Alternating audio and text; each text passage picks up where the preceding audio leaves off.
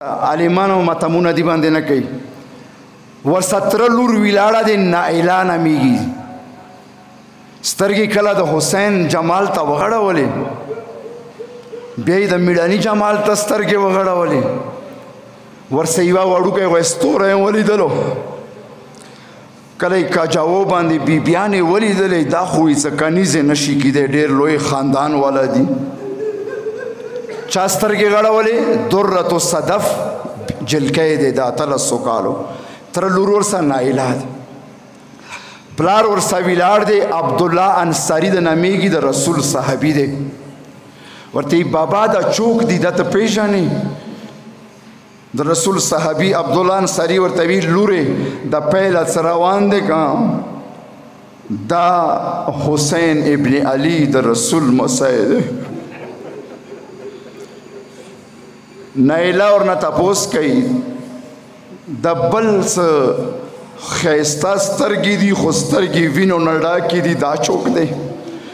او یی دی میړنی ورور علمدار دی. یو تپوس کوي د وړوکي ویستوری دی، دا چوک دی؟ ویل دا د وړوکي علي اصغر د حسین زوی دی.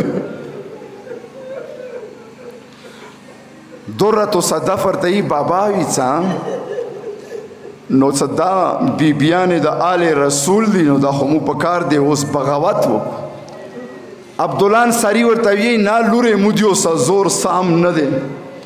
وی درة الصدف راغلله کور ته، څه څوره تربرونه و ښځې اوړکې جلکۍ جامه کې د نرینهو جامې ورباندې واچولې، مخونه یې پټ کړلو، په اسیانو به یې سوارې شولې.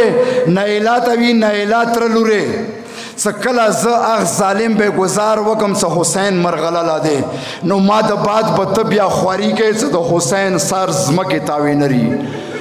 50 ښځې د نرینهو جامې کې راووتلې، حمله یې وکړله. څه کله هغه ظالم څه حسین نیزه یې روانه کړې وه، هغه ظالم یې ووهلو. بیا نائله ځوانه اوړکې دی، هغه حمله وکړله، د حسین سر یې هوا کې ټینګ کړو.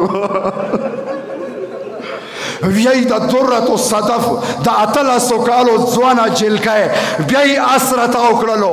دته چا څخه د میړني والا نیزه وه، هغه ظالم یې ووهلو. نائله بیبي د عباس میړني سر راونیولو. یی دوره جنګ دی ښځو وکړو، څه د بیبیانې ورنه قبضه کړلې، شپې دپاره یې کور ته یوړلې. د حسین چوک دی، څه داسې داسې چوک مې نه کړ.